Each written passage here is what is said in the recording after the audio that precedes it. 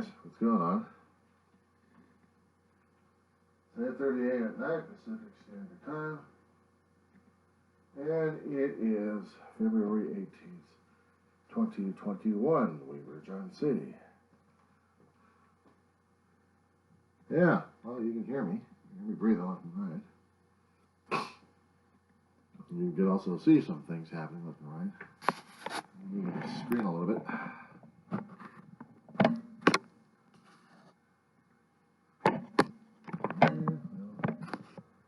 Uh-oh. I got some things up there, don't I? Wow. Got some things.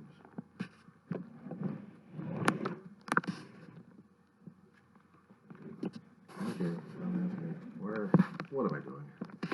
Oh, just getting a few things adjusted, that's all. Just getting a few things adjusted, that's all.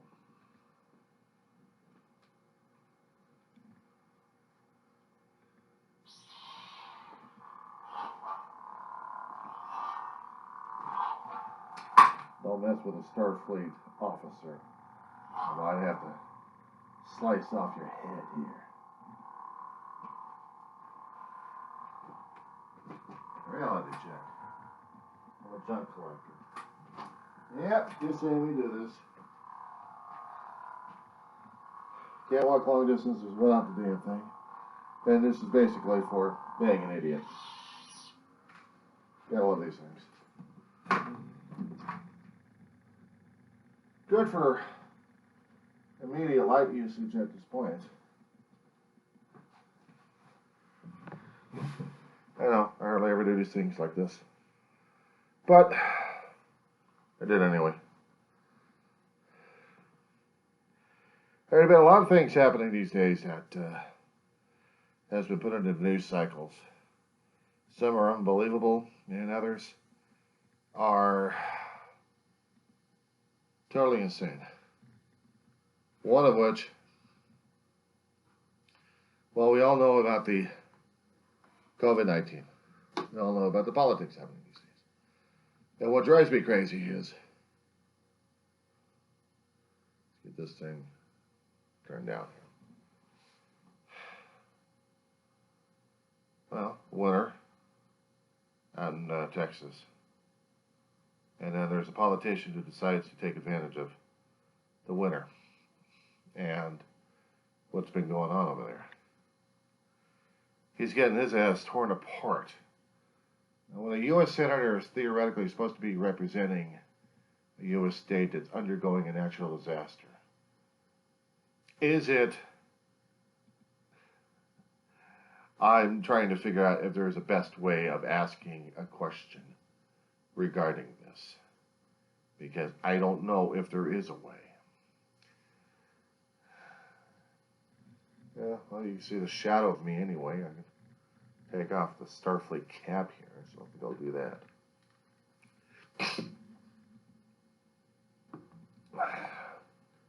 Hell of a lot better anyway. This would be layered up if I was in the great state of Texas. But I can't say it's the great state of Texas. Now when I keep saying the mistakes I keep seeing left and right that have caused a lot of people to be injured and dying, or actually already died already because of stupidity and greed, and certain networks out there are tearing them apart left and right.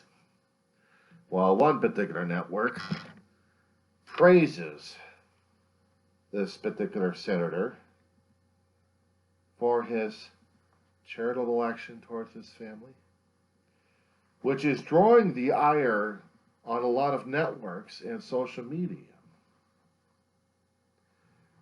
A cold winter pandemic, and we're trying to get into the springtime here. And it's kind of hard to do that, especially when springtime's already passed, or flip-flops from winter to spring. When you have a weather pattern brings down severe cold weather to freeze nearly the entire state of Texas. This wasn't foreseen. They were watching this in the winter. They were watching the signs and they couldn't even be bothered with it. When I have the state governor and other people blaming renewable energy sources for their blackouts. There was reports of an energy official who made a decision to black out Texas to save their power. Because if they didn't, they wouldn't have the power necessary. Now people are dying. People are freezing. People are experiencing pain and suffering at this point. And we've seen the denial. It gets even worse is when a senator, a U.S. senator, conspiracy nut job by himself, and not even Texas born, but he considers himself Texan,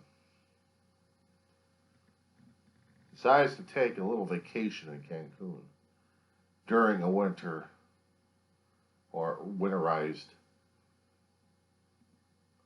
trauma inflicted upon the great state of Texas. He gets caught in press. So conflicting stories he hands out don't jive, and that's why the media is jumping all over this poor guy. He's already been conflicting people left and right, and actually inflicting people left and right with his own theories, his own dramas, his own diatribes. That now he's caught. He's caught in his own web while the people are freezing, and federal government's finally cracking down because the governor got off his dead ass to ask for help days after the damn thing hits. People are still suffering, can't get food, water, heat, let alone power to heat if they had any. I have a friend of mine, family out there in Texas. I've got my brother's family out there in Texas I'm worrying about. And I have to reach out to them in this fashion because I don't know any other way. So a shout out to Benny Reeve, Diane Reeve,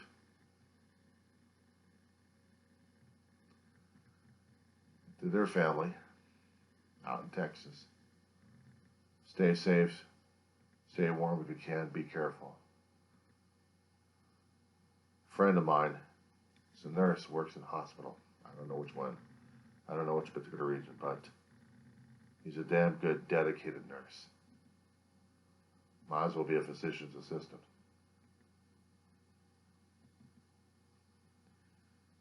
He cares. More power to him and his family. More power to his family.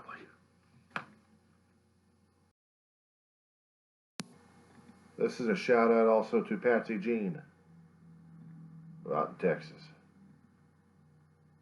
Sister to my brother David Worth Shaw. Was the son of Harry Shaw. I don't know if her family is still there, and I don't know if Patsy Jean's still alive. And she's also my sister.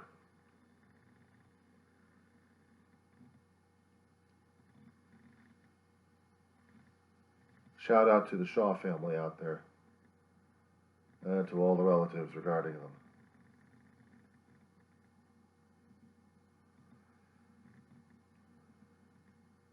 I know I talk a big deal concerning about politics, and politics is an ugly thing to talk about. It's a Pandora's box that has been with us for a hell of a long while. We just can't seem to get past this thing, can we? I'm hoping we can, because if we cannot, I don't know what we're going to be doing at this point.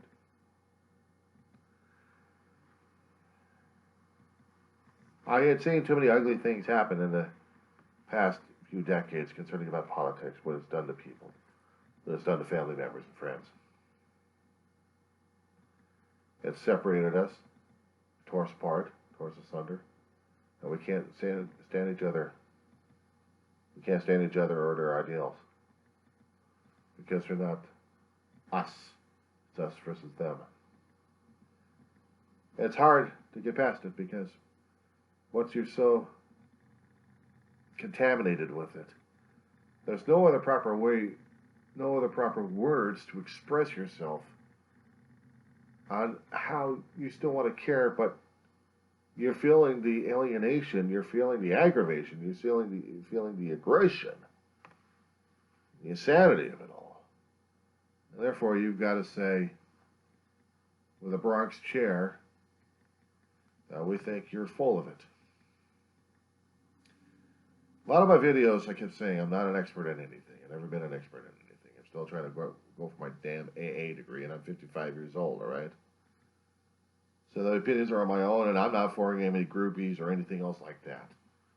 If I get subscribers, I'll be lucky enough if I get one.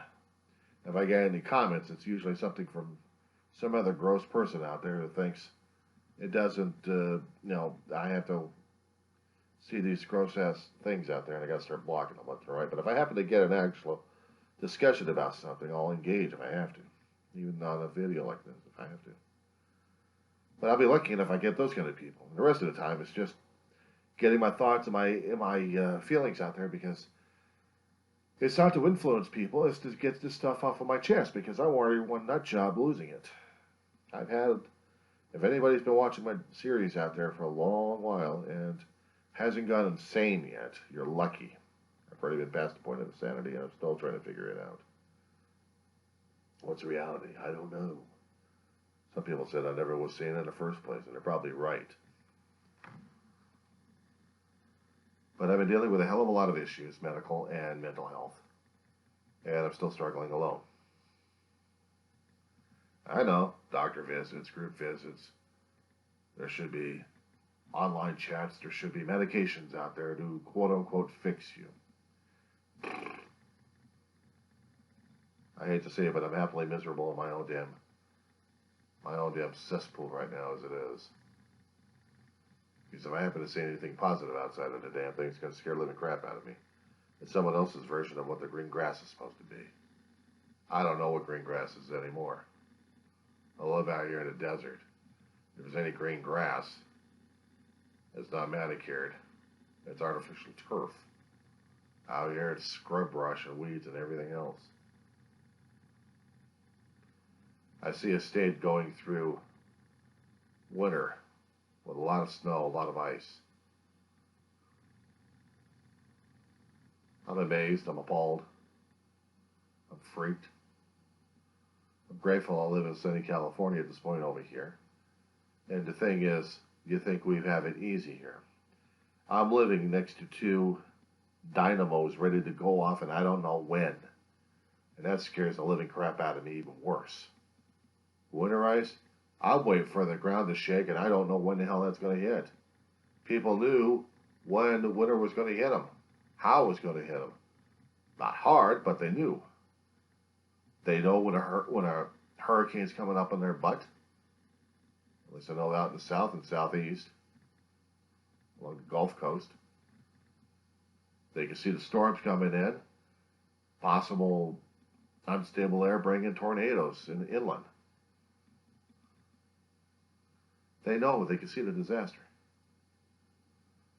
And they're willing to deal with it. They can prepare for it. This damn thing's a constant food turnover regarding an earthquake situation. We're living in a constant eggshell that likes to shake on its own damn turns, and you don't even know when it's going to jiggle. We've been told for generations that the San Andreas is going to be ripping open left and right.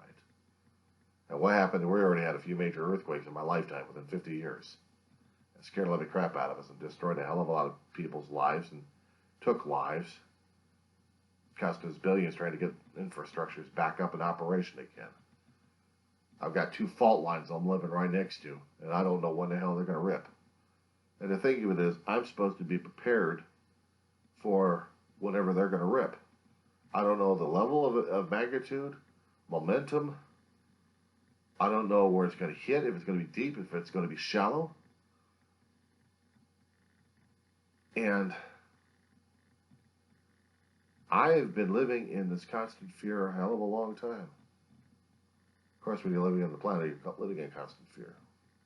Should be quite normal. Now, when I start hitting earthquakes left and right, I get a fascination, a morbid fascination for geology. I wanted to understand the mechanism of what the hell is scaring the hell out of me. See, I'm certain it scares the hell out of me. If I was certain that I know which particular day, which particular time, and how much energy, and where the hell it was going to be hitting, of when the Mother Nature is going to be shaking us like crazy, I prepare for it. I would try to prepare for it. Being in California, I would have to prepare for it. But out here, we're not. Some people are. They constantly live with MREs. They'll last for years. Then have to replace them again. And there's water that has to be constantly replaced. The constant turnover of food. But that's what you do with natural disasters. You have to prepare for that situation. But when the ground shakes, we have buildings collapse. And I have been through too many of those damn things in my lifetime. A 71 earthquake, I was about 5 years old, recovering from a heart surgery that I had at the age of 4 years old. I know what death was like. I've been there, done that. No thank you. And I was grateful enough that the apartment complex I lived in back in North Hollywood, on Van Owen and Ethel, so the northeast corner, in the northeast corner of the building, on the top floor, is where our apartment was. When the Sylmar earthquake happened to roll on by, it scared the hell out of people. It shook the foundation a bit. It made a swimming pool flood out of an apartment. Actually, the manager's apartment got flooded out. They had to get that thing carpeted, and the manager left, and we had another managers come in. And my family moved from the top to the bottom. It was just me and my brother and my mother. The same picture that you see behind me when they're all grown up in there, 2002. Imagine me and my brother were a lot scrawnier kids. My brother and I are 8 years old difference. Ma was a beautiful lady looking during that time. And now she looked like an old bat right now. That at this moment she's resting in ashes, actually, or as ashes, since 2013. Tomorrow's an anniversary, an 8-year anniversary. I'm not looking forward to it. And then there's September 8th down the road. I'm not looking forward to either, the anniversary of my own brother's, 2018. So yeah, I'm living through a hell of a lot. 71 gave me a taste of what Mother Nature was all about. Of course, we had storms, we had rain, we had flooding in the streets. We had windstorms happening back in the 80s, blowing out left and right. We had major storms happening, El Niños, destroying piers left and right, landslides. Yeah, you talk about hell on earth during that time.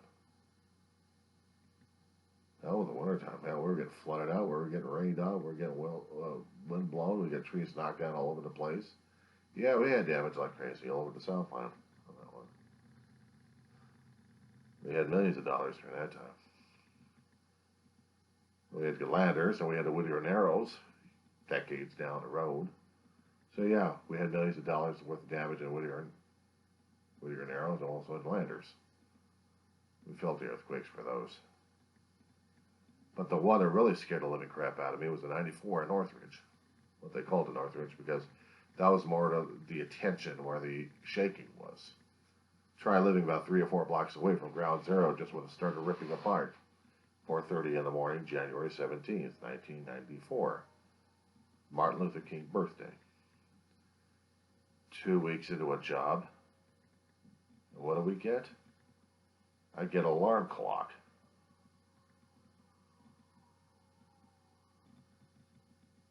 Always so nice to have a local fire department coming by. So real fun. And hear that constantly, the sirens, screams of people, ground upheavaled, crushing, crumbling buildings collapsed. Hell, our house that we had, a flat roof, flat foundation house, kind of rode like this. Cracked our foundation, screwed up our leach lines and our sewer lines. We didn't have it hooked up to a system. We had a septic tank and leach lines. That was it. But we were stable enough to have at least a few people stay at our house. At least for a short time before their house got worked on or declared. We were lucky enough the landlord managed to get our house not declared. It should have been. We had structural damage. We lived with it for a hell of a long while, but we actually had some work happen to the septic tank and the leach lines. So at least we had that taken care of. But the foundation we could not repair. There was no way in hell to do it. So we had to live with it. And live with the flooding on some occasions in the back porch. And we had to get sandbags left and right when it rained like crazy. But we were stable enough that we didn't actually have aftershocks. But we did have aftershocks. It scared the hell out of people left and right. It cost billions of dollars of damage in the Southland. Once more. Damn thing originally was reported to be a 7, and they dropped it down to 6 something. Shit, that was a 6er. That was no damn 6er. That was a 7. All the shit they caused. San Bernardino got it. San Diego got a little bit of the damage. Orange County, I know they had damage. Antelope Valley had the damage. Santa Barbara, Oxnard. I'm not saying anything concerning about Los Angeles, because Los Angeles already had enough damage. So did San Fernando Valley. It took us years to rebuild. And to restructure all of everything. So yeah, I know what natural disaster would be like. Not a winter where you realize that winter time's coming and you can prepare for it. Or a hurricane season that you could still prepare for it because you could see the patterns. I kept telling people, look, I'll trade you. I'll trade you an earthquake for your storms. And at least when you know the storms are rolling in or you know the weather patterns left and right, you could try preparing for those things and hope to God you're not in the storm's path where it's going to knock your ass out. Particularly tornadoes, which I've never been in, thank you very much, but came damn close. Hurricanes I've never been through, and neither I've been through a freezing storm. I don't know what a tsunami is, but we're damn close to situations like that. Out here in Los Angeles area. I live in the Antelope Valley. As said before, I'm living right next to the Gore-Lock fault line and the San Andreas fault line. If you happen to look at the Google Maps, you'll see where the Antelope Valley is in California. That V-neck. Try living in the middle of ground zero on that one. So when Ridgecrest went up about a couple of years ago, July 4th earthquake they had a 6er. We felt it out here, but not as much. We felt it. It felt like me about a 3.5 or a 4, but it was just enough to shake the apartment complex I live in. But out there, it did some damage because they were definitely close to an underground fault line. One fault line they didn't even count on. But the thing is, I noticed about our politicians, they didn't up and abandon the place either. They didn't go to a freeway and run out. They didn't go to an airport and fly out. We actually had politicians who actually stayed and tried to coordinate things because that was their job. So when you have a U.S. Senator, a mouthy one, trying to badmouth anybody and everybody just to make his political points, to fit his base, to feed his base, he goes out, flies out to Cancun and calls it, well, I'm just being a good parent. Yeah, it really must be nice being super rich like that. Out here, if we actually had something like that and the U.S. Senator would do that, we'd rip them up left and right. Oh, there'd be uglies. There'd be uglies.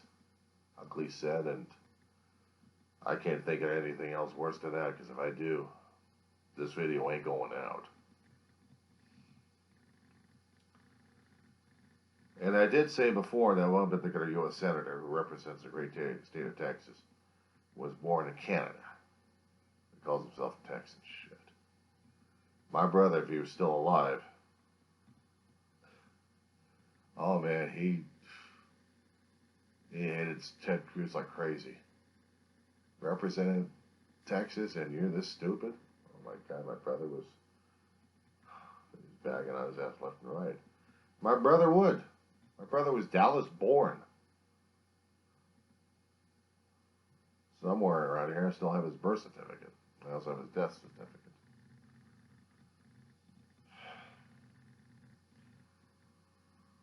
His final wish, my brother's, was half of him be tossed out in the sea, his ashes, the rest of it to be scattered in Texas. So, a word out to my brother's family out there in Texas. Pat and Jane, please contact me. Contact me through my Facebook. You can contact me on here. But I'd still like to take care of my brother's wishes. Hell, I'd still like to take care of my mother's wishes. She still wanted her ashes to be scattered out in Utah. By a little town called Hiawatha. It's on the southeastern corner of Utah, Carbon County area, I believe. She was raised out there. Lived several years of her youth out there, growing up. She considered it her home place. As I had considered San Fernando Valley my hometown. I was brought out there. I was born down in California. I was California born anyway. City of Los Angeles native, County of Los Angeles native. So I'm a transplant out here in Kern County.